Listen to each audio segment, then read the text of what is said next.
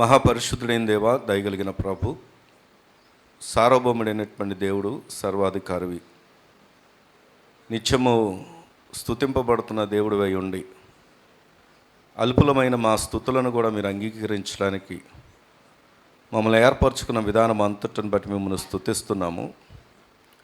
గడిచిన దినాలు, గడిచిన నెలలు నీవు మాకు ఎంతో క్షేమాన్ని ఇచ్చారు. మరొక పునరుద్ధారములో మీ పాదాల చెంత ఉండడానికి కృపనిచ్చారు. ఇది కేవలం మీ కృప మాత్రమే. ఈ సమయం ప్రభువా, ప్రతి ఒక్కరిని మీరు వ్యక్తిగతంగా ఎరిగిన దేవుడు గనక, కుటుంబ పరంగా ఎరిగిన దేవుడు గనక, అంతరంగాలు ఎరిగిన దేవుడు గనక, మా అందరికీ కావలసినటువంటి నీ మాట మీ దాసుడి నోటికి అందించి మీరు మాట్లాడండి.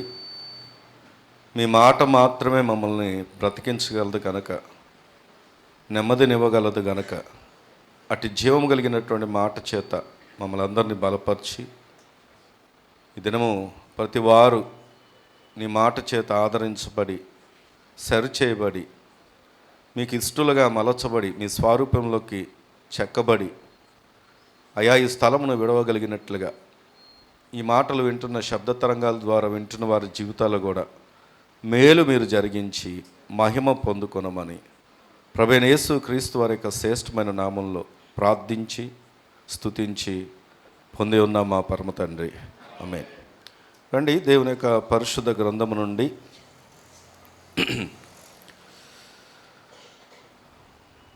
దేవుని వాక్యాన్ని మనము ధ్యానం చేసుకుందాము.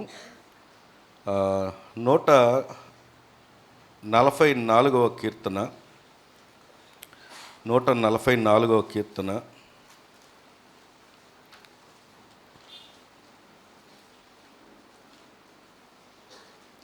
మొదటి వచనాన్ని చదువుకుందాం. నాకు ఆశ్రయ దుర్గమగు యెహోవా సన్నుతింపబడునుగాక. ఆయన నా చేతులకు యుద్ధమును, నా వేళ్లకు పోరాటమును నేర్పువాడై ఉన్నాడు. చాలండి. దేవుడి మాటలు మనందరి వెనుకల్లో దీవించునుగాక. అందరు చెప్తారు ఆమేనని? ఆమేన్. ఇక్కడ చదవబడినటువంటి లేఖన భాగాన్ని పరిశీలన చేసినప్పుడు ఈ మాట రాసింది, లేదా ఈ కీర్తన రాసింది దావీదు. తాను రాసినటువంటి పరిస్థితులను మనం ఇప్పుడు అధ్యయనం చేయం, కానీ తను ఒక చేతుల గురించి చెప్పడానికి ఇష్టపడుతూ ఉన్నాడు. ఏంటి ఆ చేతులు అంటే, ఆయనట తన చేతుల కంట దేవుడు ఏం నేర్పించాడంటే యుద్ధము నేర్పించాడు. ఈరోజు ఈ మాట దగ్గరకు వచ్చి ఆలోచన చేసి ఒకసారి అందరూ కూడా మీ చేతులు ఉన్నాయా లేదా ఒకసారి చేతులు చూపించండి.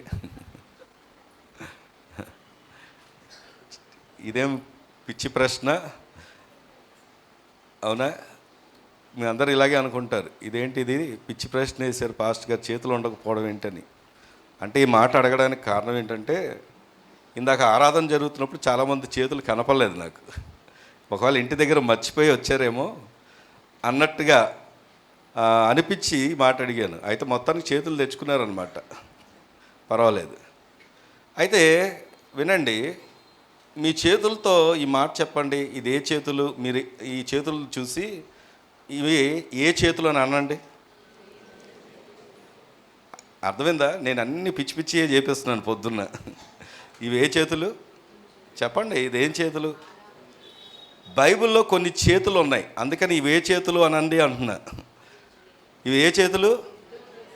అవునా? అప్పుడే అక్కడికి వెళ్ళిపోయారనమాట. మంచిది. నీకున్న చేతులు ఏ చేతిలో ఈరోజు చూడడానికి, ఈరోజు మనం అధ్యయనం చేయబోతున్నటువంటి ఆత్మీయ విషయం కూడా చేతుల గురించే. అయితే మన చేతికి వేళ్ళు, ఇక్కడ కూడా చదువుకున్నాం కదా, నా వేళ్లకు పోరాటము నేర్పు. నాకు ఒక చిన్న ప్రశ్న ఉంది. మన వేళ్ళన్నీ ఒకేలాగా ఉన్నాయా? ఒకేలాగా ఉన్నాయా? వీళ్ళకు ఉన్నట్టున్నాయి, అందుకే తలవ పట్టలేదు. ఒకేలాగా ఉన్నాయా? లేవు. ఈ వేళ్ళన్నీ కూడా డిఫరెంట్ సైజెస్లో ఉన్నాయి. కానీ ఎప్పుడైనా గమనించండి, ఏ పని చేసినా సమానం అయిపోతాయి. దేవుని స్తోత్రం కలుగును గాక. దేవుని యొక్క అద్భుతమైన ప్రణాళిక చూడండి. ఇవి డిఫరెంట్గా ఉన్న దేనికి దానికే ప్రాముఖ్యత ఉంది. అలాగే ఇవి పని చేసేటప్పుడు అన్నీ సమానం అవుతాయి, సమానంగా ఉంటాయి. అక్కడ ఎటువంటి డిఫరెన్షియేషన్ అనేది మనకు కనపడదు. కాబట్టి ఈ దినాన మనలో కూడా డిఫరెంట్ విధానాలు ఉండొచ్చు, వివిధ రకాలైనటువంటి మనస్తత్వాలు ఉండొచ్చు, విభిన్నమైనటువంటి ఆలోచన విధానాలు ఉండొచ్చు.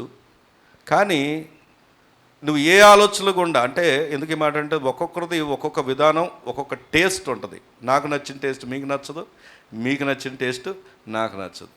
మనం సహజంగా ప్రార్థనలకు వెళ్ళినప్పుడు భోజనాలు పెడతారు. భోజనాలు పెట్టినప్పుడు ఒక్కొక్కరేమో ఒక కూర బాగా పొగిడేస్తూ ఉంటారు, ఇంకొకరికేమో ఏమో కావాలని పొగుడుతున్నట్టు ఉంది, ఏం బాగుంది ఈ కూర అని మనసులో అనుకుంటూ ఉంటారు. కారణం ఏంటంటే ఆమెకు నచ్చుద్ది, నీకు నచ్చదు. ఆమె టేస్ట్ వేరు, నీ టేస్ట్ వేరు. కానీ దేవుని మహాకృప ఏంటంటే ఆయన ఎంత ఉన్నతమైనటువంటి కృప కాకపోతే అలాంటి మన అందరినీ కూడా దేవుడు ఏకపరిచి ఒకే స్థలములో ఒకే ప్రభువుని ఆరాధించగలిగినట్లుగా ఒకే రక్షణను మనందరికి అనుగ్రహించి ఆ దేవాతి దేవుడు ఒకే స్థలంలో మనం ఉంచడానికి మనందరినీ కూడా ఏకపరిచాడు. దేవుని స్తోత్రం కలుగును గాక. ఈరోజు ఈ మాటలన్నింటినీ మనం ఆలోచన చేస్తూ కొన్ని చేతుల గురించినటువంటి ధ్యానము కొన్ని నిమిషాలు మనము చేసుకుందాం.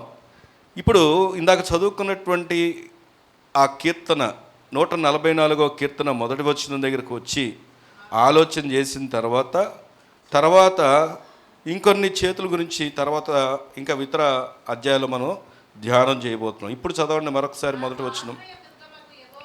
నాకు ఆశ్రయ దుర్గమగు యెహోవా సన్నుతింపబడునుగాక, ఆయన నా చేతులకు యుద్ధమును నా వేళ్లకు పోరాటమును నేర్పువాడై ఉన్నాడు. దేవుని స్తోత్రం కలుగును గాక. ఇప్పుడు నీ పక్కన నువ్వు చెప్పండి, దేవుడు నువ్వేం భయపడొద్దు, దేవుడు నీకు పోరాటం నేర్పుతాడని చెప్పండి. నీ చేతులకి ఎలా పోరాడాలో నీకు తెలీదు. పరిస్థితులను చూసినప్పుడు అలాగే అనిపిస్తుంది, ఏం చేయాలో అర్థం కాదు. కానీ ఈ వాక్యం నేర్పించే సత్యం ఏంటంటే నీకుగా నువ్వు చేయలేవు, కానీ నీ ద్వారానే నీ చేతనే ఆయన ఏం చేస్తాడో తెలుసా? పోరాటమును యుద్ధమును జరిగిస్తాడు. ఆమెన్. నాకు ఒక ప్రశ్న ఏంటంటే, ఏమండి ఇంతకీ పోరాటం ఉందంటారా లేదంటారా? యుద్ధం ఉందంటారా లేదంటారా? నాకు ఒక చిన్న డౌట్ ఏంటంటే, అసలు పోరాటమే లేకుండా చేయొచ్చుగా దేవుడు, యుద్ధమే లేకుండా చేయొచ్చు కదా దేవుడు. ఓ అక్క చెల్లి వినాలి, యుద్ధమే లేకుండా చేయొచ్చుగా దేవుడు. కానీ ఇక్కడ ప్రభు స్ట్రాటజీ ఎప్పుడు కూడా పోరాటం లేకుండా, యుద్ధం లేకుండా, సమస్య లేకుండా, ఏ కష్టం లేకుండా, ఏ నింద లేకుండా, అంతా నువ్వు నడిచే దారంతా పూలపానుపై ఏమండి నువ్వు కోరుకున్నదంతా జరుగుతూ అప్పుడు దేవుణ్ణి నేను స్తుతిస్తాను, ఎందుకు అంటే దేవుడు అన్నీ సాఫీగా సాగిస్తూ ఉన్నాడు అనుకునే దేవుడు కాదు. ఎందుకు అంటారా? అలా చేస్తే దేవుని యొక్క విలువేంటో, దేవుని యొక్క గొప్పతనం ఏంటో, దేవుడు ఏమై ఉన్నాడో, దేవుడు ఏం చేయగలడో, దేవుడు ఏమి ఇవ్వగలడో, దేవుడు ఎలా సాధించగలడో నీకు అర్థం కానే కాదు. కాబట్టి దినాన నువ్వు ఏ కొదువులో వచ్చినా, ఏ సమస్యలో వచ్చినా, నీ ప్రతి సమస్యకు పరిష్కారం దేవుడు నిన్ను నిలబెట్టుకొని నీ ద్వారానే జరిగిస్తాడు. దేవుని స్తోత్రం కలుగును గాక. అందుకే చూడండి, మొన్న మన క్రికెట్ టీం, బాబు ఉన్నారా ఇక్కడే, క్రికెట్ టీము T20 క్రికెట్లో మన దేశం ఏం సాధించింది అంటే వరల్డ్ కప్ సాధించింది. వరల్డ్ కప్ సాధించినప్పుడు ఆ టీంకి ఒక కోచ్ ఉంటాడు. ఆ కోచ్ పేరు గౌతమ్ గంభీర్. మీకు తెలియకపోవడం ఏంటి? అందరూ ఇక్కడ చాలా చిన్నోడి నుండి పెద్దోడి దాకా బ్యాట్లు పెట్టుకునే కదా తిరిగేది. ఎవరికి వాళ్ళు ఊహించుకుంటూ ఉంటారు, నేను కోహ్లీని, నేనేమో ఒకప్పుడు ధోనిని లేదా సచిన్ని అని అనుకుంటూ ఉంటారు. సరే, మంచిదే. నా ప్రశ్న ఏంటంటే, అసలు కోచే లేకుండా వారు వెళ్ళొచ్చు కదా. కోచ్కి ఎందుకంత ప్రాధాన్యత?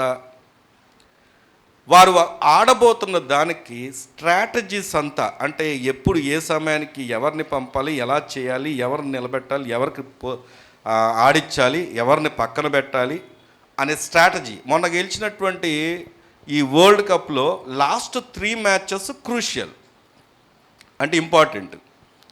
ఎందుకు లాస్ట్ 3 మ్యాచెస్ క్రూషియల్ అంటే, ఆ 3 మ్యాచ్ల ముందు ఒక అపజయం చూశారు వాళ్ళు. దానికి ముందు ఎలా ఆడారంటే, ఎవరో ఒకరు ఆడడం, గెలవడం, బొటాబొటిగా గెలవడం.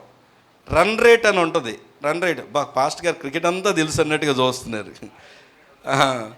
కింద రన్ రేట్ అని ఉంటుంది, అదంతా మైనస్లోనే ఉంది. మిగతా టీం అంతా ప్లస్లో ఉంది. అంటే అవన్నీ మంచిగా ఉన్నాయి, ఇదేమో వెనకబడినట్టుగా ఉంది ఈ ఓటమి దాకా. అందులో ఒక వ్యక్తిని పక్కన పెట్టారు, సంజు శాంసన్ అని. అతను క్రిస్టియన్, కేరళ క్రిస్టియన్. ఓ తమ్ముడితో మాట్లాడుతూ వరల్డ్ కప్ నాతో అన్నాడు, అన్నా వరల్డ్ కప్ ఓడిపోద్దన్నా అన్నాడు. నా పక్కన ఉండి, నోట్లో శుభవచనాలు రావా నీకు అన్నా. రావా అన్నాను. ఎంత వాళ్ళకి సపోర్ట్ చేసిన వాళ్ళు కూడా ఉన్నారు అనుకో, పేర్లు చెప్పను. నేను అన్నాను, నాకు ఒకే ఒక కోరిక. ఏంటి ఆ కోరిక అంటే తను తీసుకున్న వర్షన్ ఏంటంటే, అవతల టీము ఎవరైతే ఉన్నారో ఆ టీం ఎవరు, వరల్డ్ కప్లో ఆడిన వాళ్ళు,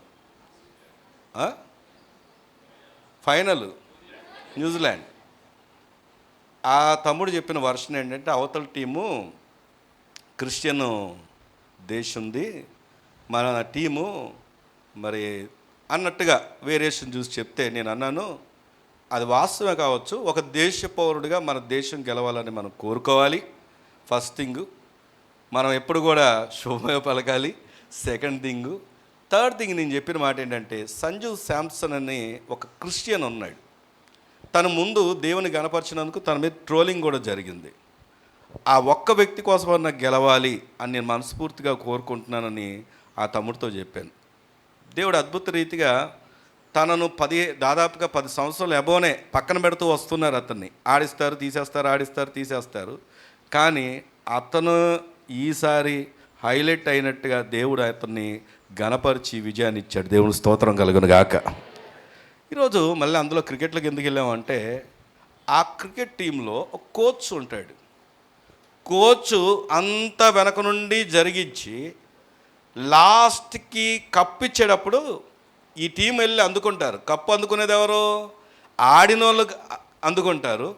కానీ ఈయన కూడా లాస్ట్లో వెళ్ళి ఏం తెచ్చుకుంటాడంటే, ఘనతను తెచ్చుకుంటాడు. ఫలానా వ్యక్తి స్ట్రాటజీ, ఫలానా వ్యక్తి ప్రణాళికలు అని చెప్పేసి తెచ్చుకుంటాడు. ఇదంతా ఎందుకు అంటే, వాక్యంగా రిలేటెడ్ దగ్గరకు వస్తే, దేవుడు లేకుండా చేయగలడు, అంత సామర్థ్యం ఉంది ఆయనకి. నువ్వు అడగగానే చేయగలడు, విడిపించగలడు.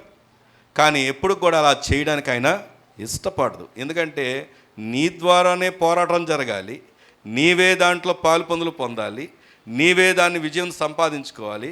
ఎప్పుడైతే నీవు కష్టపడి దాన్ని సాధిస్తావో, దానికి నీకు వచ్చేటటువంటి ఆనందం ఉంటుంది చూసావా, అది అత్యధికంగా ఉంటుంది. అది ఇవ్వడానికి దేవుడు నిన్ను ఎన్నుకున్నాడు, ఏర్పరచుకున్నాడు. దేవుని స్తోత్రం కలుగును గాక.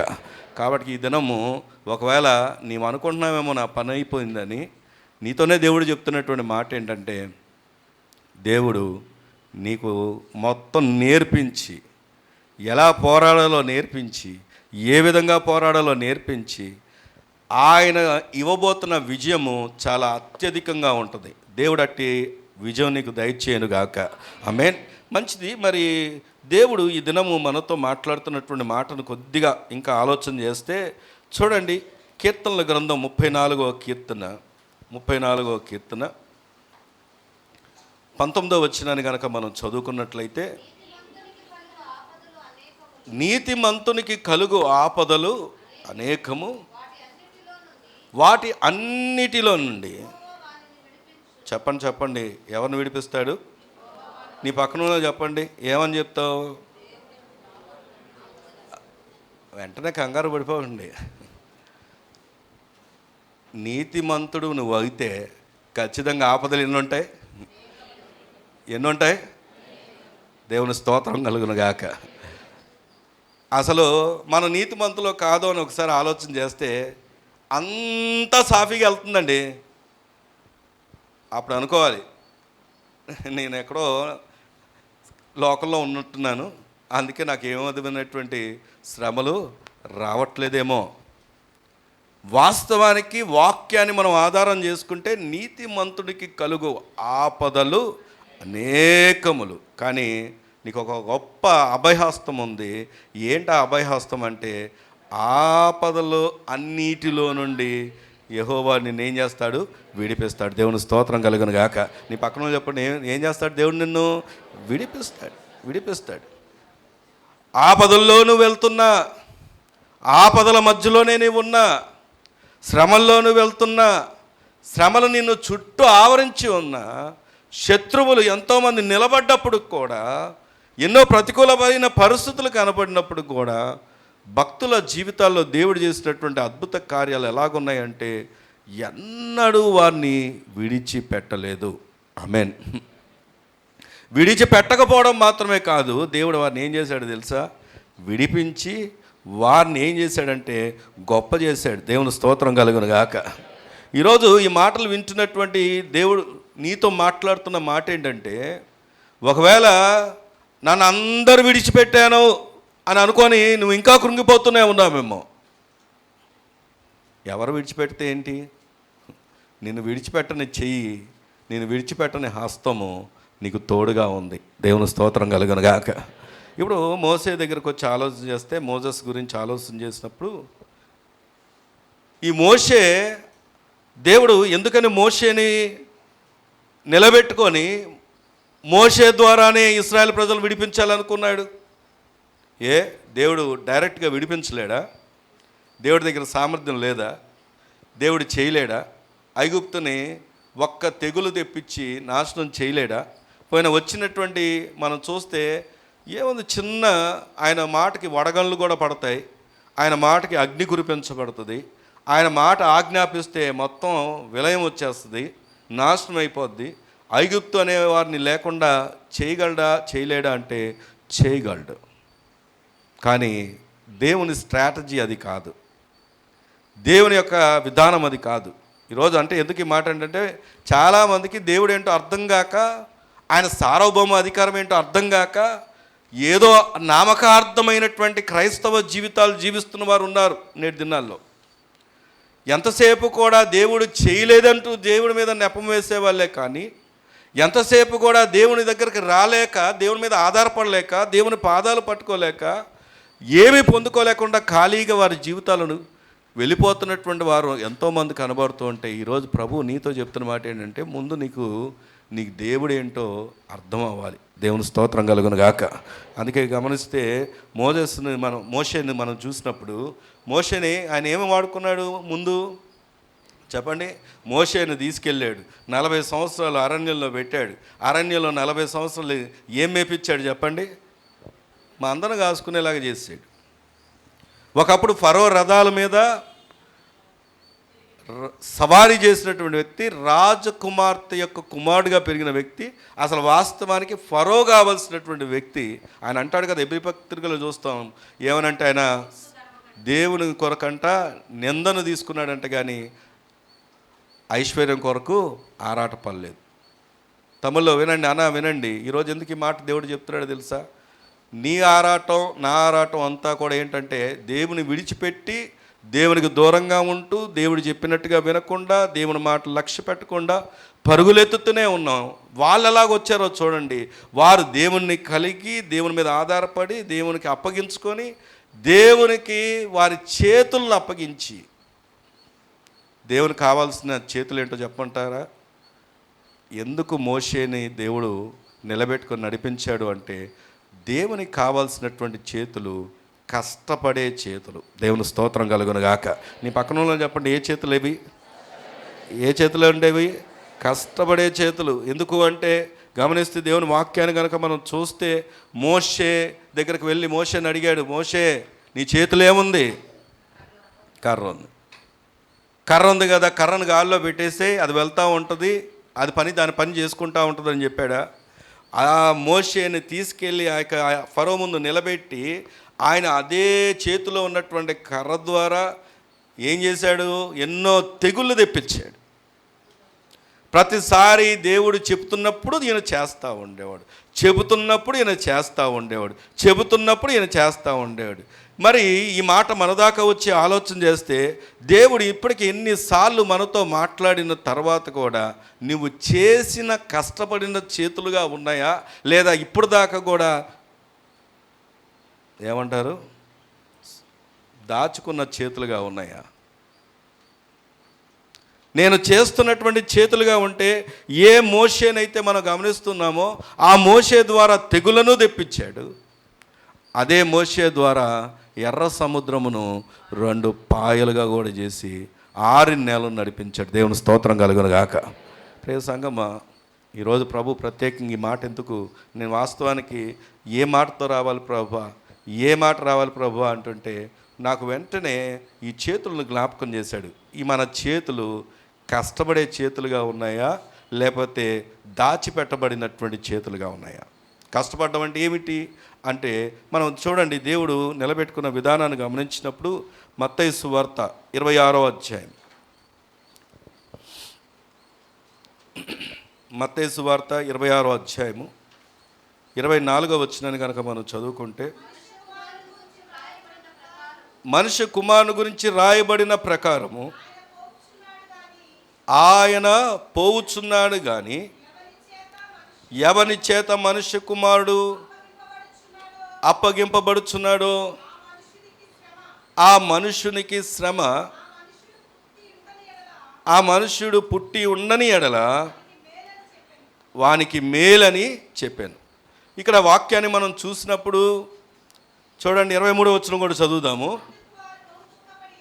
23, ఆయన నాతో కూడా పాత్రలో చేయి ముంచిన వాడెవడో నన్ను అప్పగించుతున్నాడు. దేవుని స్తోత్రం చెప్దామా? వినండి. ఈ వచనం ఎందుకు చదువుకున్నాం అంటే, అన్నలారా తమ్ముళ్ళారా వెనకున్న వారు వినండి. ఇక్కడ ఒక చేతులు కనబడుతున్నాయి. ఈ చేతులకి రాయబడినటువంటి పేరేంటంటే అప్పగించే చేతులు. ఎవరతను? ఇస్కరియోతు యోధా. ప్రభు ఆ చేతులను కూడా ఎరిగి, వింటున్నారా ఇక్కడే? ఆ చేతులను కూడా ఎరిగి ఆయన ఏమన్నాడో తెలుసా? ఆయన నాతో కూడా పాత్రలో చేయి ముంచిన వాడెవడో నన్ను అప్పగించుచున్నాడు. అంటే ఎందుకు ఈ వచనాన్ని చదువుకున్నామంటే, దేవుడు ఎంత సార్వభౌముడైనటువంటి దేవుడు అంటే, నా చేతులను ఆయన పరిశీలన చేస్తున్నప్పుడు మన చేయి ఎలాంటిదో చాలా స్పష్టంగా ఎరుగున్నాడు ఆయన. దేవుని స్తోత్రం కలుగును గాక. ఉన్నారా ఇక్కడే? ఒక వ్యక్తి తనను అప్పగించబోతున్నాడు, తన శిష్యుల్లోనే ఉన్నాడు, ఆ శిష్యుడే తను అప్పగించబోతున్నాడని ఎరిగి కూడా ఆయన ఎక్కడ కూడా నీవే అని చెప్పలేదు. వాళ్ళ ముందు ఎక్కడ కూడా నీవే అని చెప్పలేదు. కానీ వాక్కు చెప్పాడు. ఏమనంటే, మీలో ఒకడు అప్పగిస్తాడు, మీలో ఒకడు నన్ను అప్పగిస్తాడు. ఆ మనుషుడు పుట్టకపోతేనే బాగుండేది, ఎందుకంటే వాడికి ఏముందంటే శ్రమ. ఇప్పుడు ఈ మాట మనదాకా అన్వయించుకుంటే ఏంటో చెప్పమంటారా? నీ చేతులను దేవుడు చూస్తున్నాడు గనక అది పాపం వైపు వెళ్తుందా, లోకం వైపు వెళ్తుందా, పాప సంబంధమైన వాటిలో ఉందా, లేకపోతే దేవునికి అప్పగించబడినటువంటి చేతులుగా ఉందా, దేవుడు మెచ్చుకున్నటువంటి చేతులుగా ఉందా? ఈరోజు నీవు పరిశీలన చేసుకోవాలి. ఎందుకు అంటే మన చేతులను దేవుడు చూస్తున్నాడు. ఈ చేతితో మనం ఎంత అన్యాయం చేసామో, ఎంత అక్రమం చేసామో, ఎక్కడికెక్కడ నడిచామో, దేని కొరకు పాలు పొందులు పొందామో, దేనికి అప్పగించుకున్నామో. ఒకసారి ఇంతకుముందు కూడా చెప్పాను, పిఎస్ స్వామి గారు తనతో పాటు ఒక సేవకులు ఒక మీటింగ్కి వెళ్తే ఇంతకుముందు కూడా చెప్పాను ఈ మాట. ఆ మీటింగ్కి వెళ్ళినప్పుడు ఆతిథ్యం ఇచ్చారు. 2-3 రోజులు వరుసగా ఉండే ఆతిథ్యం ఇస్తే వీళ్ళకి గెస్ట్ రూమ్ లాగా ఒక రూమ్ ఇస్తే గెస్ట్ రూమ్లో కూర్చున్నప్పుడు స్వామి గారి కంటే కూడా పెద్ద సేవకుడు అంట ఆయన బోర్న ఏడవడం ప్రారంభించాడంట. బోర్న ఏడుస్తుంటే ఏంటన్నా ఎందుకు ఏడుస్తున్నారు, ఏమైంది అంటే, తమ్ముడు స్వామి నేను ఏడవడానికి గల కారణం ఏంటంటే, అక్కడ టేబుల్ మీద చూపించాడంట. ఆ టేబుల్ మీద ఒక వాలెట్ ఉంది, అంటే పర్స్ ఉంది. పర్సులో బాగా డబ్బులు పెట్టి ఉన్నాయి. ఇది ఎవరిది అంటే ఆ పర్సు ఆ ఇంటి ఓనర్స్ది, ఎవరైతే వారికి ఆతిథ్యం ఇచ్చారో. నేను ఏడవడానికి గల కారణం ఏంటంటే, నేను ప్రభువుని ఎరగక ముందు భయంకరమైన దొంగను. ఎన్నోసార్లు దొంగతనాలు చేశాను, ఎంతో మోసం చేశాను. ఇదే చేతుల్లో ఎన్నోసార్లు నేను దొంగతనాలు చేశాను.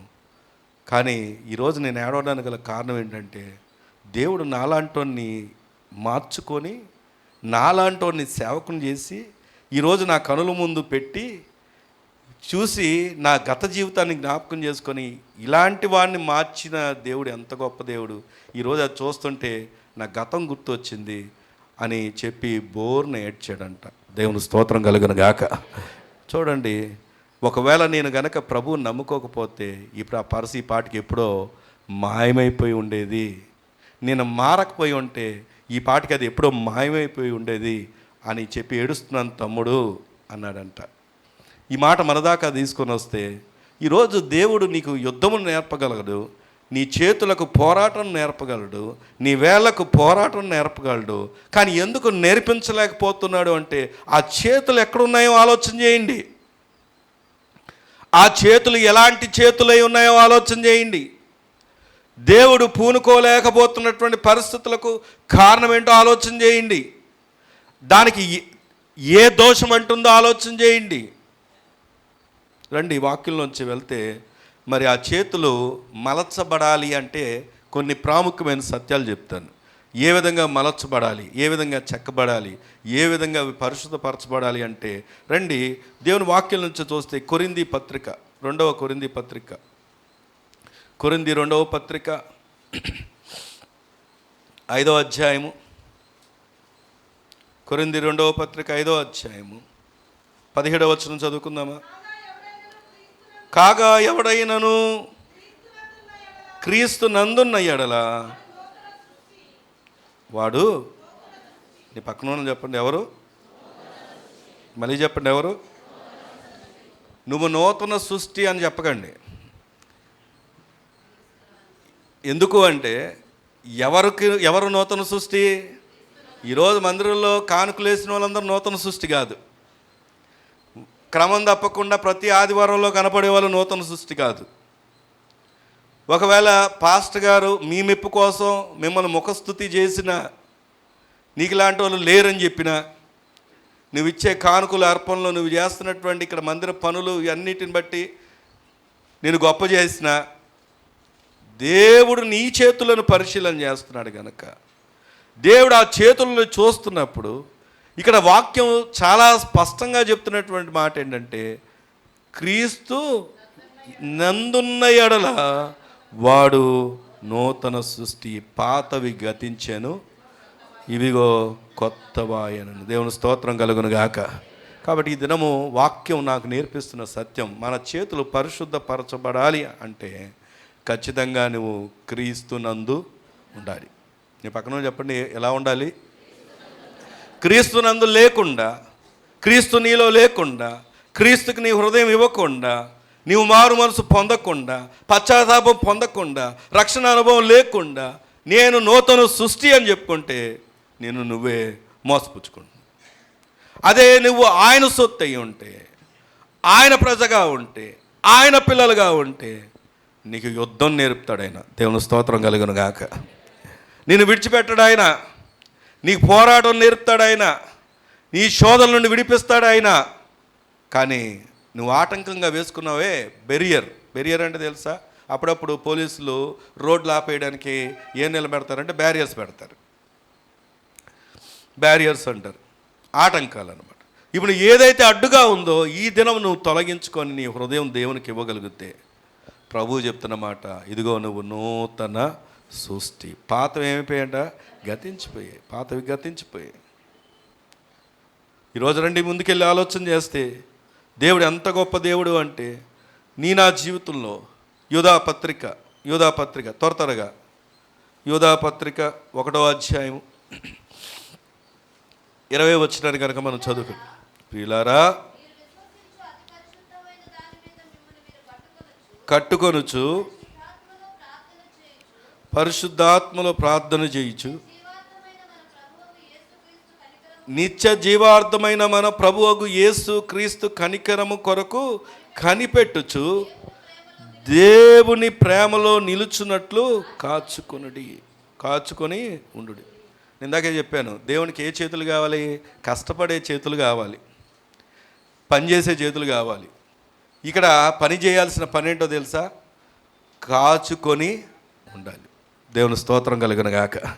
ఏం కాచుకొని ఉండాలంటే అక్కడ రాయబడి ఉంది, ప్రియులారా మీరు విశ్వసించు అతి పరిశుద్ధమైన దాని మీద మిమ్మును మీరు కట్టుకొనుచు పరిశుద్ధాత్మలో ప్రార్థన చేయొచ్చు నిత్య జీవార్థమైన మన ప్రభువైన యేసు క్రీస్తు కనికరము కొరకు కనిపెట్టుచు దేవుని ప్రేమలో నిలుచున్నట్లు కాచుకొని ఉండు.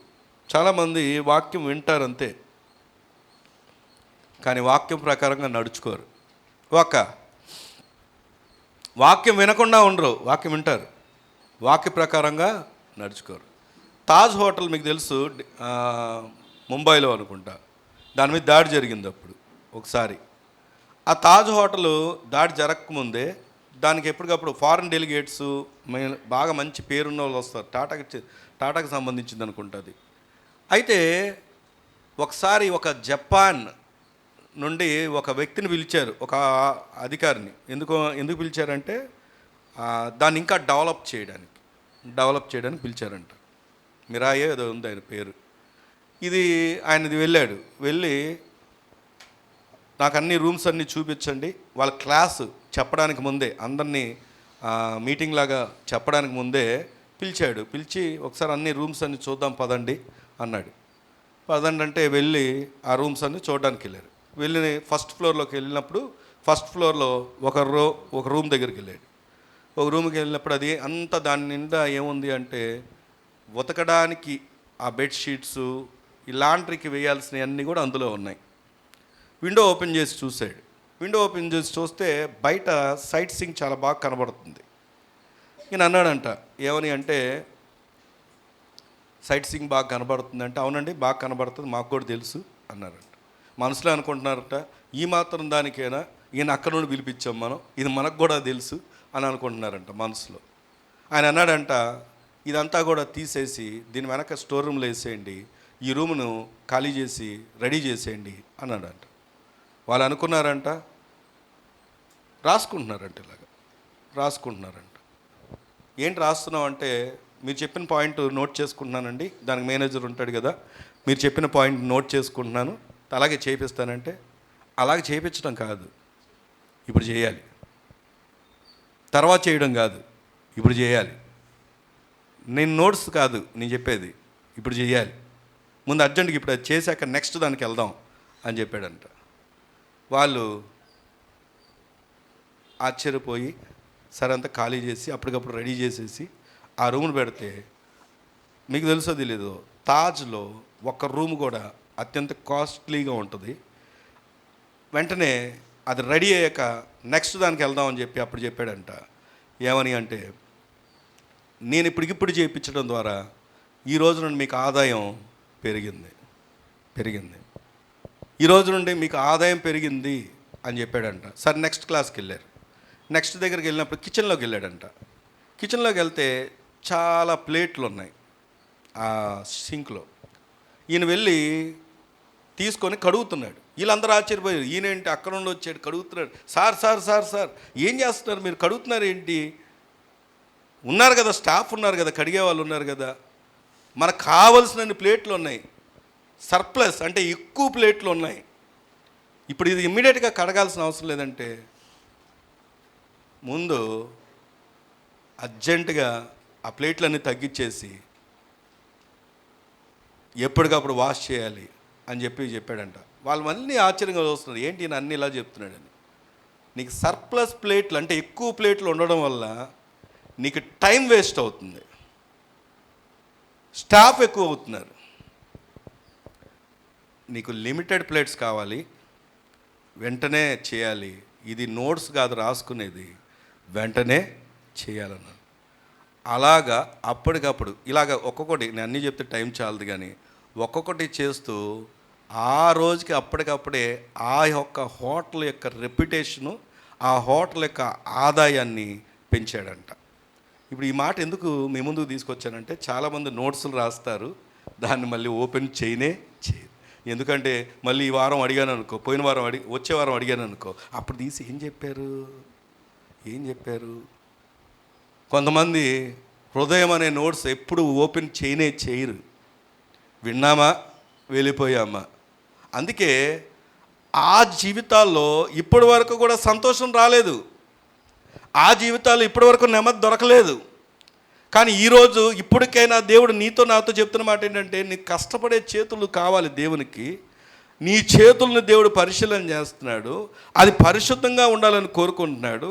ఆ చేతులు, ఎందుకంటే దేవుడు పట్టుకునే చేతులు పరిశుద్ధంగా ఉంటే దేవుడు ఏం చేస్తాడంటే, నీకు పోరాటం నేర్పించి, యుద్ధం నేర్పించి, నీ ముందున్నటువంటి ఏ ప్రతికూలతనైనా దేవుడు నీ ద్వారానే జయించగలిగినటువంటి కృపనిస్తాడు. ఆమేన్, ఆమేన్, హల్లెలూయా. అందుకే రండి 119వ కీర్తన 105వ వచనాన్ని కనుక మనం చదువుకుంటే, నీ వాక్యం నా పాదములకు దీపం. ఏమైందండి? నా త్రోవకు వెలుగు. నీ వాక్యం ఏంటి చెప్పండి? నా పాదాలకు దీపం, నా త్రోవకు వెలుగు. నేను ఒక మాట అడగనా? నీ పాదాలకు దీపం, త్రోవకు వెలుగు. ఏం చేయాలి నువ్వు? తెలిసింది నీకు ఆ విషయం. ఏం చేయాలి? అక్కడే నిలబడతావా? నీ పాదాలకు దీపం, త్రోవకు వెలుగు అయినప్పుడు నువ్వేం చేయాలి? నడవాలి. త్రోవ అంటే ఏంటి? దారి గుండా వెళ్ళాలి. దావీదు అంటాడు, ఏమనంటే తన చివరి అంకంలో ఉన్నప్పుడు ఏమంటాడు తెలుసా? లోకులందరూ పోవు మార్గములోనే నేను పోవచ్చున్నాను. అంటే ఏంటి? నేను మరణానికి వెళ్ళిపోతున్నాను, అందరూ వెళ్ళాల్సిన మార్గమే ఇది. ఒక దినం నేను వద్దన్నా, కాదన్నా, అవునన్నా,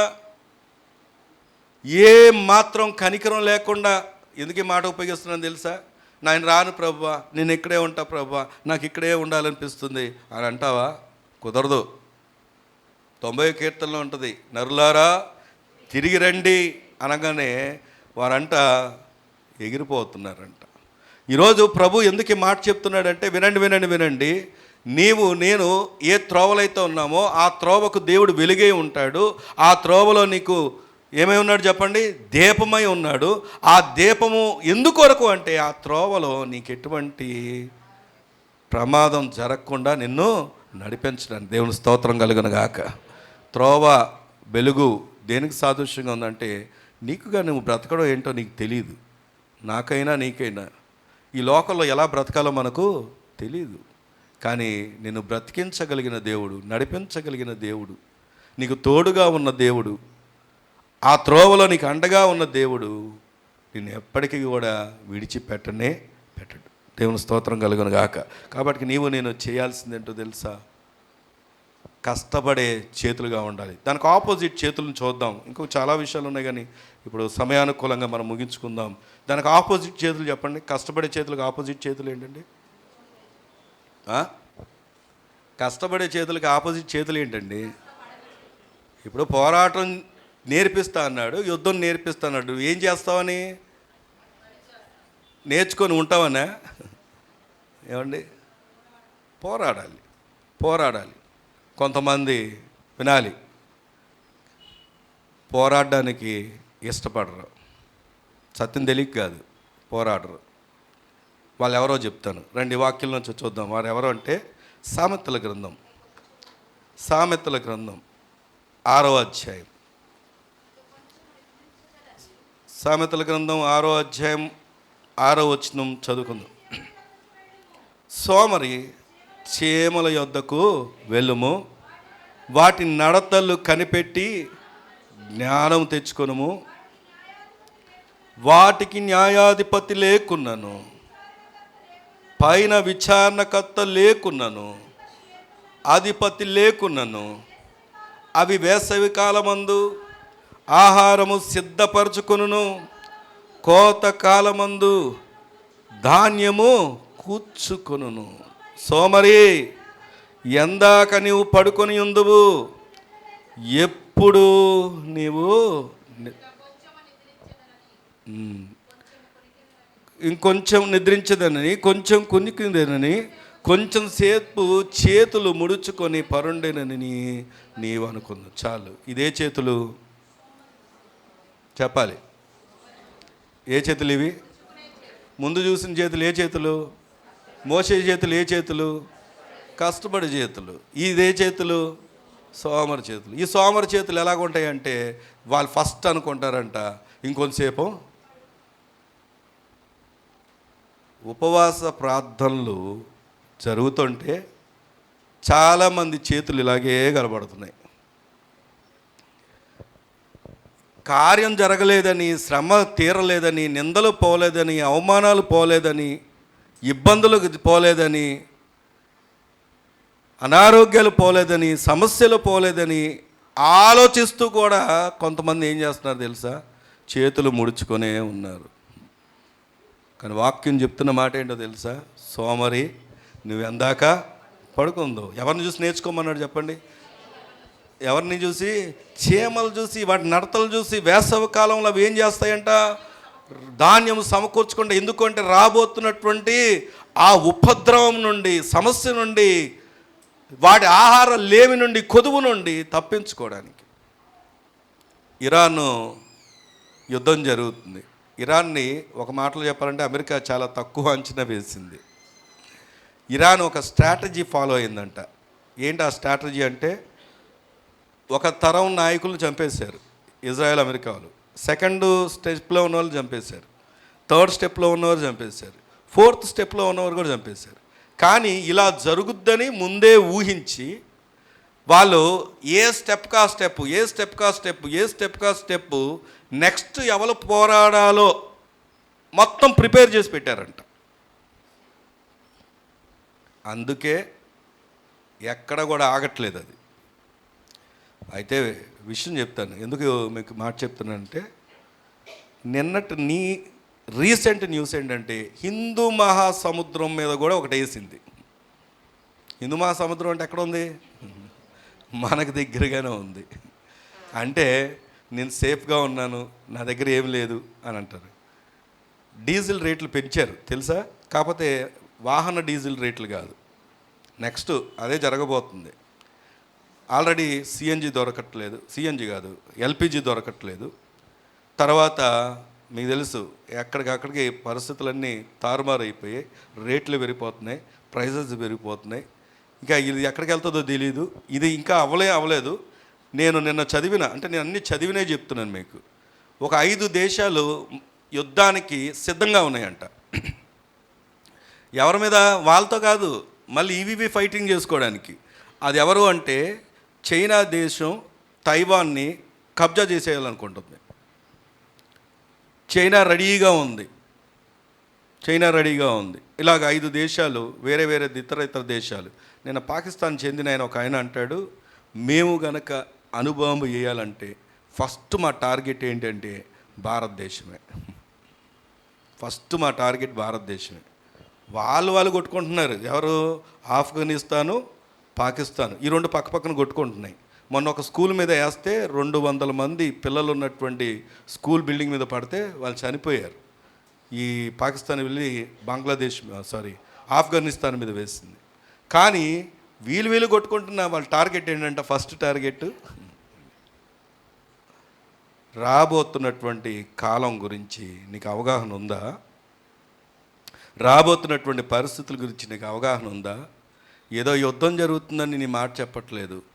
చాలామంది ఇప్పటికీ ముడుచుకున్న చేతులుగానే ఉన్నాయి, ఇప్పటికీ సోమరి చేతులుగానే ఉన్నాయి, ఇప్పటికీ దేవుని సన్నిధిలో కనపడని చేతులుగానే ఉన్నాయి.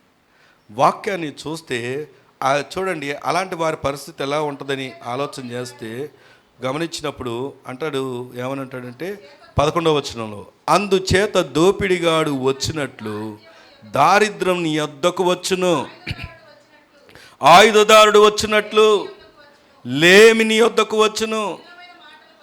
ఆగండి, ఎవరు వచ్చినట్టంట? దోపిడిగాడు వచ్చినట్లు ఏమొస్తుంది? దారిద్ర్యం నీ యొద్దకు వచ్చును, ఆయుధదారుడు వచ్చినట్లు లేమి ఏమొస్తుందంట? లేమి అంటే ఏంటండి? పేదరికం, కరువు. నేను ఒక మాట అడుగుతా, సమాధానం చెప్పండి. ఎంతకీ అవి రావడానికి కారణం ఎవరు? ఎవరికి వాళ్ళే. ఎందుకని? దేవుడు ముందుగానే చెబుతూ ఉన్నాడు, ముందుగానే రాబోతున్న పరిస్థితులు చెప్తూ ఉన్నాడు, అది రాకుండా చెప్తున్నాడు, అది నీ దగ్గర తాకకుండా చెప్తున్నాడు, అందులో నువ్వు పడకుండా చెప్తున్నాడు. నీ చేతులు ఎక్కడ ఉండాలని కోరుకుంటున్నాడు ఆయన? చెప్పండి. ఈరోజు అదే సామెతల గ్రంథం చూద్దాం చూడండి, 19వ అధ్యాయము.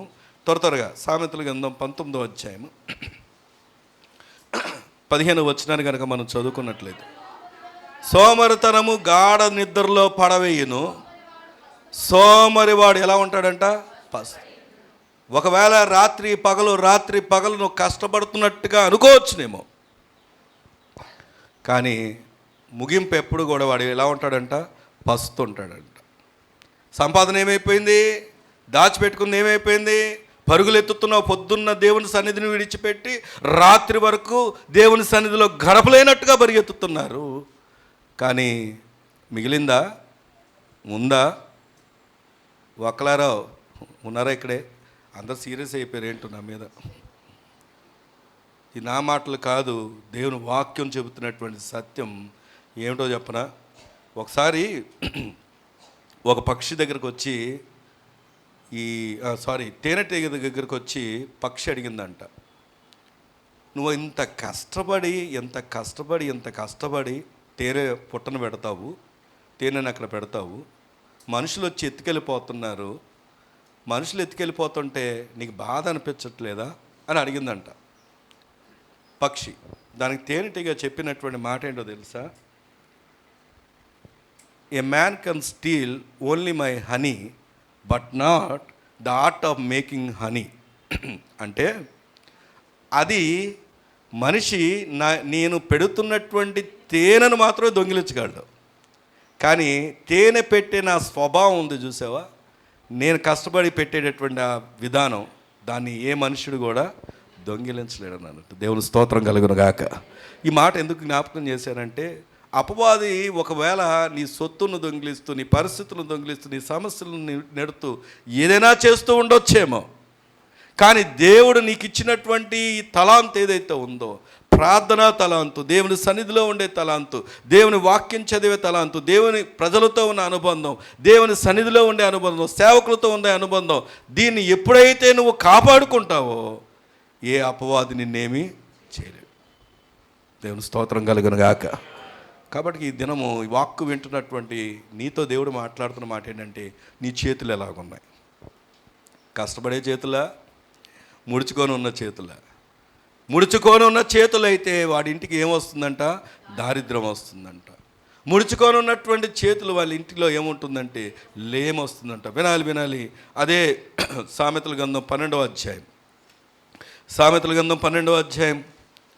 24వ వచనాన్ని కనుక మనం చదువుకుంటాం.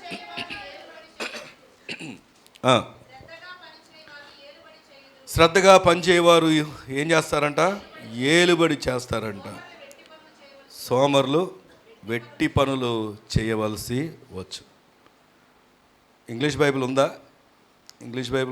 అక్కడ ఏమైనా ఉంది? వెట్టి పనులు. సోమరి వెట్టి పనులు అంటే ఏంటంటే, ఒకలరా శ్రద్ధగా పనిచేసేవాడు ఏలుబడి చేస్తాడంట. దేవుని స్తోత్రం కలుగును గాక. కొంతమందికి తల్లిదండ్రులు చెప్తా ఉంటారు, నాన్న మేము కష్టపడుతున్నాం, మీరు కష్టపడద్దు, ఆ కష్టం మీరు చూడకుండా అంటే ఇప్పుడు కష్టపడి చదవాలి, ఆ కష్టంలోకి రాకుండా ఉండాలంటే ఇప్పుడు కష్టపడి చదవండి, ఇప్పుడు కష్టపడి పని చేయండి. లేకపోతే రానున్న దినాల్లో వెట్టి పనులు చేయవలసి వస్తుంది. వెట్టి పనులు అంటే ఏంటో తెలుసా? ఓ చిన్న ఉదాహరణ చెప్తాను. మొన్న ఈ మధ్య కూడా చెప్పాను. ఒక అతను హాయ్ ఫ్రెండ్స్ అన్నాడు, వీడియో బాగున్నారా అన్నాడు. ఆయన కూడా యూట్యూబరే. బాగున్నారా అన్నాడు. మనం రిప్లై ఏమి ఉండదు కదా దాంట్లో, మామూలుగా చెప్తున్నాడు అని. మా నాన్న నాతో ఎప్పుడు ఒక మాట చెప్పేవాడు, అరే కష్టపడి చదవరా, నేను చదవక నా పరిస్థితి బాగాలేదు, నువ్వు కష్టపడి చదవరా చదవరా చదవరా అని చెప్పేవాడు. కానీ ఆ రోజున నేను వెళ్ళలేదు, మా నాన్న విలువ ఇప్పుడు నాకు తెలిసింది అని లైవ్లో ఏడవడం ప్రారంభించాడు. ఏడుస్తూ ఏడుస్తూ కెమెరాని ఇలా తిప్పి చూపించి, అక్కడ చాలా మూటలు పెట్టి ఉన్నాయి ఈ బస్తాలు, ధాన్యం బస్తాలు. ఫ్రెండ్స్, ఆ రోజు మా నాన్న చెప్పినప్పుడు నేను కష్టపడి ఉంటే ఇప్పుడు ఈ పరిస్థితి ఉండేది కాదు, ఇప్పుడు ఇదంతా నేనే పైకెక్కాలి, ఎక్కించాలి అని చెప్పి ఏడుస్తూ ఆ మూటలు తీసుకెళ్ళి పెడుతున్నాడు. ఇప్పుడు ఈ మాట ఎందుకు జ్ఞాపకం చేసింది తెలుసా? దేవుడు మనం ఉంచబోతున్నటువంటి స్థలం కూడా అలాంటిదే.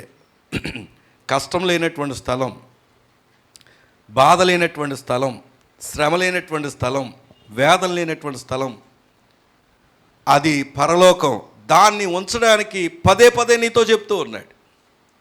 అంత మాత్రమే కాదు, భౌతికంగా ఆలోచన చేస్తే నీ మీద నియమించబడినటువంటి పెద్దలు, తల్లిదండ్రులు ఇప్పుడు ఎందుకు చెప్తున్నారు అంటే, రాబోతున్నటువంటి ఆ వెట్టి పనుల నుంచి నువ్వు తప్పించుకోవడానికి. దేవుని స్తోత్రం కలుగును గాక. అందుకే ముగింపులోకి వెళ్ళిపోదాం. అదే సామెతల గ్రంథం 18వ అధ్యాయం 9వ వచనం. పనిలో జాగు చేయవాడు నష్టం చేయవానికి సోదరుడు. ఎవరంట? పనిలో జాగు చేయవాడు అంటే చెప్పండి. అంటే ఆలస్యం చేసేవాడు, అశ్రద్ధ చేసేవాడు, పనిని ఇష్టపడని వాడు, దేవుడు చెప్పిన మాటని ఇష్టపడని వాడు, వాడు నష్టానికి సోదరుడంట. అయితే నేను ఇక్కడితో ముగిస్తే మీకు అనిపిస్తుంది, అమ్మో ఈరోజేంటి దేవుడేంటి నన్ను ఇలా విడిచిపెట్టాడని అనుకోకుండా నీకు ఒక మాట చూపించి, దేవుడు ఏమై ఉన్నాడో, ఆయన చేతులు ఎలా ఉన్నాయో చూపించి నేను ముగిస్తాను. రండి, దేవుని వాక్యం నుంచి జకరియా గ్రంథం 13వ అధ్యాయం, జకరియా గ్రంథం 13వ అధ్యాయం 6వ వచనం చదువుకుందాం.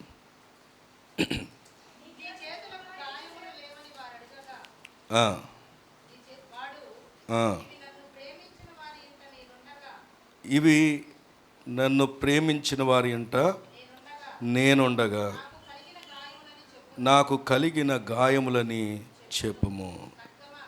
చాలండి.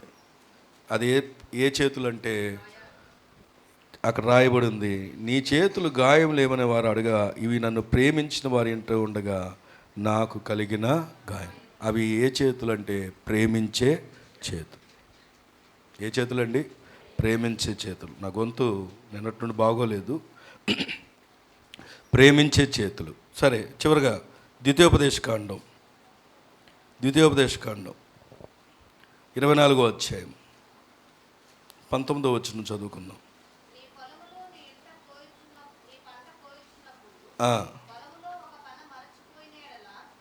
మర్చిపోయిన నెలలా పోకూడదు, ఆశీర్వదించి పరదేశుకులను. చాలండి. దేవుడు ఎంత కృపామయుడు అంటే ఆఖరికి నిన్ను పోషించే చేతులవి. దేవుని స్తోత్రం కలుగును గాక. ఒకవేళ ఆ పనులు కూడా నీకు అందుతున్నాయి అంటే కారణం ఏంటో తెలుసా? అవి ఏ చేతులు? పోషించే చేతులు. ఇప్పుడు ఈ సీజన్లో మనం జ్ఞాపకం చేసుకుంటాం మరొక చేతులు చూపించను, కానీ అవేంటో తెలుసా? తండ్రి వీరేమి చేయించున్నారో వీరెరుగరు అని వీరిని క్షమించమని చెప్పిన చేతులు సిలువలో మనం చూస్తాం. దేవుని స్తోత్రం కలుగును గాక. ప్రియ సంగమా, ఈరోజు నీ చేతులు ఎలాగ ఉన్నాయి? ఏ విధమైనటువంటి చేతులుగా నీ చేతులు కనబడుతున్నాయి? ప్రార్థన చేసుకుందాం. దేవుని మాట నీ ముందు, ఎటువంటి చేతులు కలిగినటువంటి వ్యక్తిగా నీవు ఉన్నావు? ఒక చేతులు కనబడుతున్నాయి, కష్టపడే చేతులు. మోషే చేతులు పైకెత్తి ప్రార్థన చేస్తున్నప్పుడు యెహోషువ ఇజ్రాయెల్ ప్రజలు విజయం చూశారు. అది కష్టపడే చేతులు. ఏలియా ప్రార్థన చేస్తున్నప్పుడు దేవుడు అద్భుతాలు చేశాడు. అవి ప్రార్థించే చేతులు. దానియేలు చేతులెత్తి ప్రార్థన చేస్తున్నప్పుడు దేవుడు సింహపు బోన్లోంచి కూడా విడిపించాడు. అది ప్రార్థించే చేతులు. ఆ చేతులు ముడుచుకున్న చేతులు కావేవి, కష్టపడే చేతులు. మోషే నాయకత్వంలో, యెహోషువ నాయకత్వంలో, ఇంకా అనేక మంది నాయకత్వంలో వారిని నడిపిస్తూ వారి పక్షంగా ఉండి విజయాన్ని ఇచ్చాడు దేవుడు. అవి కష్టపడే చేతులు. ఈ సత్యం మనకు తెలుసు, కానీ మరొక చేతులు ఉన్నాయి. అవి ఎప్పుడు ముడుచుకున్న చేతులుగానే ఉన్నాయి. ఆరాధనలో చేతులు ఎత్తలేవు, ప్రార్థనలకు చేతులు ఎత్తలేవు. దేవుని సత్క్రియలు చేయడానికి మనం నేర్పరచుకుంటే దాని కొరకు చేతులు ఎత్తలేవు. వ్యతిరేకంగా ఉండేటటువంటి చేతులు ఇవి. సోమర్తనంగా ఉన్న చేతులు ఇవి. అందుకే ఆ ఇంటిలోకి దారిద్ర్యం వస్తుంది, శ్రమ వస్తుంది. ఈరోజు నీ చేతులు ఏ చేతుల్లో ఉన్నాయి? మోషే అక్క మోషేను సరుగుతూ మాట్లాడినప్పుడు ఆమె చేతులు కుష్ఠరోగం వచ్చింది. సనగే చేతులు కాదు మనవి. అలాగే దాచిపెట్టిన ఆకాను చంపబడ్డాడు. దాచిపెట్టబడిన చేతులు కాదు, అతిక్రమాలు కప్పుకునే చేతులు కాదు అది. అలాగే ఆకాశం వైపు చేతులెత్తి ప్రభువా వీళ్ళని క్షమించమని తన ప్రాణం విడిచాడు స్టెఫను చేతులు. ఈరోజు బైబిల్ గ్రంథంలో, పరిశుద్ధ గ్రంథంలో ఎంతోమంది చేతులు ఉన్నాయి. ప్రకటన గ్రంథంలో 2 చేతులు పైకెత్తి ఆరాధిస్తూ ఉన్నారు, స్తుతిస్తూ ఉన్నారు. వారు జయించిన వారి చేతులు అవి. ఇదనము కృంగిపోయి ఉంటున్నావు, కానీ నీ చేతులు ముడుచుకున్నావన్న సంగతి దేవుడు నీతోనే మాట్లాడుతూ ఉన్నాడు. దేవుడు నీ చేతులకు యుద్ధం నేర్పిస్తాడు. దేవుడు నీ వేళ్ళకు పోరాటం నేర్పిస్తాడు. నీ ద్వారానే విజయం చూడాలనుకుంటున్నాడు ఆయన. నీ ద్వారానే సమస్యను సాధ్యపరచగలడు ఆయన. కానీ ఎప్పుడు అంటే ఆయన కోరుకున్నట్లుగా పరిశుద్ధపరచబడినప్పుడు, కడగబడినప్పుడు, ఆయన చూస్తున్నటువంటి చేతులను ఎరిగి ఆ చేతులు ప్రభు కొరకు వినియోగించినప్పుడు దేవుడు నీ జీవితంలో ఉన్నతమైనటువంటి కార్యాలు చేయబోతున్నాడు. ప్రార్థన చేద్దాం. సర్వాధికారైన మా తండ్రి, నాయన మీకు అరణామానికి లేని స్తోత్రాలు చెల్లిస్తున్నాం. రాత్రి వారమైన మమ్మలను, నిన్నటి వారమైన మమ్మలను జ్ఞాపకం చేసుకున్నాం. నేటి దినాన్ని నాయన సజీవులను దేశమందు సజీవుల సంఖ్యలో నీ కృపలు, ఈ పునరుద్ధార ఆరాధనలో అయా నీ బిడ్డలైన మమ్మల్ని అందరినీ నాయన ఏక కుటుంబంగా, పరలోక కుటుంబంగా ఎన్నిక చేసి నియమించావు తండ్రి. అందుని బట్టి మీ కృతజ్ఞతాస్తోత్రము. నాయన ప్రజలందరినీ ఎరిగిన దేవుడు, నాయన మా అందరితో నీవు మాట్లాడావు. గొప్ప దేవుడా మీకు కొందనాలు. నిజమే నాయన, భక్తులు చేతులు ఎత్తారు, విజయాలు పొందారు, జయాలు పొందారు, గెలుపు పొందారు, అయ్యా నెమ్మది పొందారు, సమాధానం పొందారు. నాయన భయాల నుండి నిడిపించబడ్డారు, అయ్యా దిగుళ్ళు నిడిపించబడ్డారు, వ్యాధులు నిడిపించబడ్డారు, చింత నుండి నిడిపించబడ్డారు, నాయన శోధన నుండి తప్పించబడ్డారు. ఎన్నో సమస్యల గుండా వారు నీ తట్టు చేతులు ఎత్తినప్పుడు వారు ఎన్నైనా గొప్ప జయాలు పొందారు. ఈ దినము నాయన అయ్యా పురుషులు స్త్రీలు నాయన నైచెత్తు ఆయన అయ్యా చేతులు ఎత్తే చేతులుగా మాకు ఇవ్వండి నాయన. ఆ చేతుల్లో పోరాటం ఉంది, విజయం ఉంది. ఆ చేతుల్లో యుద్ధ విజయం ఉంది. ఆ చేతుల్లో ఏళ్లలో పోరాట విజయం ఉంది. ఎందుకంటే నాయన అయ్యి నీ కొరకు చాపిన చేతులు అయ్యా, నీ పాదాలు కొందనాలు. అదిగో నాయన నాయన ముడుచుకున్న చేతులు నాయన, ముడుచుకున్న చేతుల్లో జయము లేదయ్యా, విజయం లేదయ్యా, నెమ్మది లేదయ్యా, సమాధానం లేదయ్యా, సంతృప్తి లేదయ్యా, ఆనందం లేదయ్యా, ఆరోగ్యం లేదయ్యా, ఆశీర్వాదం అంతకంటేనే లేదు నాయన.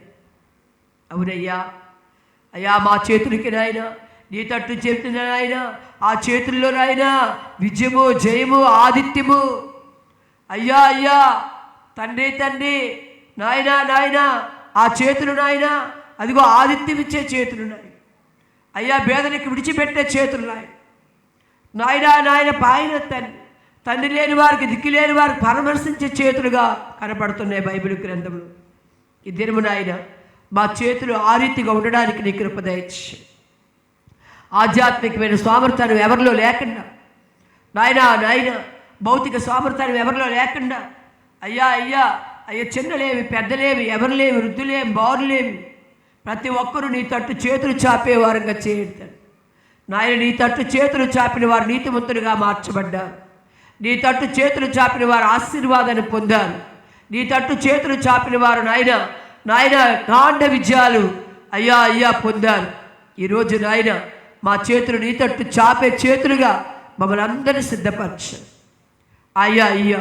అంతేకాదు నాయన నూతన సృష్టిగా మార్చబడినట్లుగా క్రీస్తు యేసునందున్న హృదయాలుగా, తలంపులుగా, ఆలోచనలుగా, ఊహలుగా, ఉద్దేశాలుగా నీ రక్షణ ఆనందాన్ని కలిగి శిక్షావిధులను తప్పించబడి నూతన సృష్టిగా మేమందరం నిలిచి నీ రాజ్యంలో ఉన్నట్లుగా నీ కృప అనుగ్రహించి ఘనమహిమ ప్రభావములు పొందుకోమని నజరేయుడైన యేసు ప్రభు నామములో అడిగి వేడుకొని పొందున పరమ తండ్రి. ఆమేన్.